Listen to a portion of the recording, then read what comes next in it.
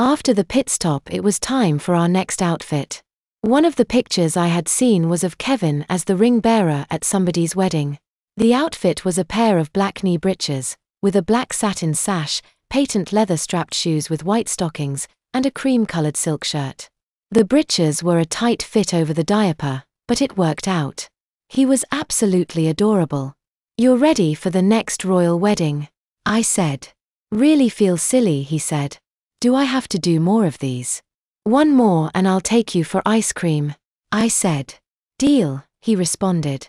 So, next was the gymnastics singlet that I had seen in the pictures. I thought it looked like a Odyssey in the picture. In real life, not so much. But the diaper made the butt stick out in a way that made Kevin look like a tall toddler. Cute, but overall, a disappointment.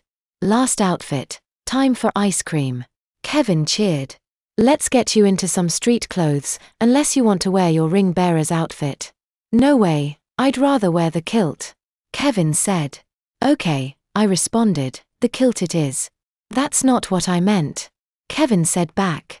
"I know, just kidding, but think about wearing it around the house. It would make the diaper changes easier," I said as I picked up a pair of Kevin's cargo shorts and helping him into them.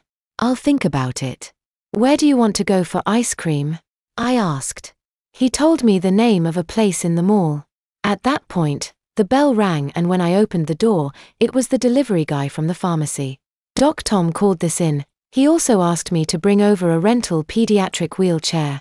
He said as he handed me a small bag and pushed a normal-looking wheelchair. When I tipped him and he left, Kevin said, "Great. Now we don't have to worry about running into someone we know when we're out."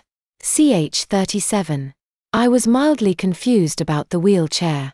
The prescription had a note attached to it that read, in effect, "I heard about the stroller the hospital gave you.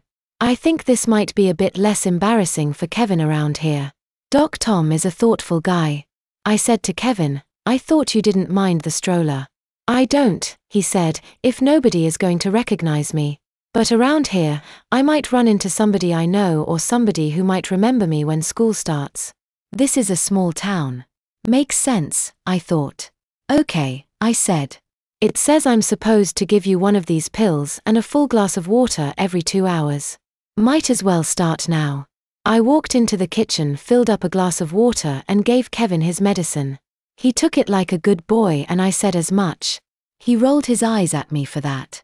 "Let me get my bag and we'll get you that ice cream I promised," I said as I ran upstairs to get my bag. I stopped by Kevin's room and got some supplies, a clean diaper, wipes, and that sort of thing. I carried Kevin out to the garage and got him situated in the front seat of the car. I swapped out the stroller for the wheelchair and then we were ready to go. "Did we buy that stroller thingy or is it a rental?" Kevin asked. "It's a rental," I said. "And you had to assemble it yourself. That sucks." "Yep," I said as I clicked the garage door opener, put the car into gear and pulled out of the driveway. We drove a couple of blocks and then I said, "So, where are we going?" "Oh, do you mind if we do frozen yogurt instead of ice cream? 'Cause if that's okay, my favorite place is just by the entrance to the mall. They have 18 flavors of yogurt and you self-serve and then mix in the topping you want. It's great." "Well, if you feel that strongly about it, I'm cool with it."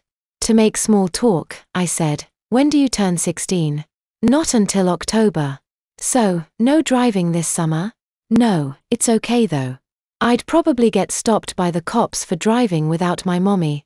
I really don't mind. None of the other freshmen would be able to drive, so I don't feel like I'm missing anything." We pulled into the mall's parking lot and it wasn't nearly as crowded as it had been the last time we were there. Good thing, because now I had a wheelchair to navigate and a mob would have sucked. I got the wheelchair from the trunk, opened it up and helped Kevin in. I grabbed my bag and slipped over my shoulder. Then I thought again and said, "Here, carry this on your lap. No one will be able to tell you're diapered this way." "Great camouflage, a diaper bag to hide my diapers," he said back. "It doesn't look like." I know," he interrupted. "I'm kidding. Thanks for being thoughtful." I rolled Kevin into the mall and he directed me to the frozen yogurt shop. It was all funky colors and neon lights. Kind of cool, in its way, I guess.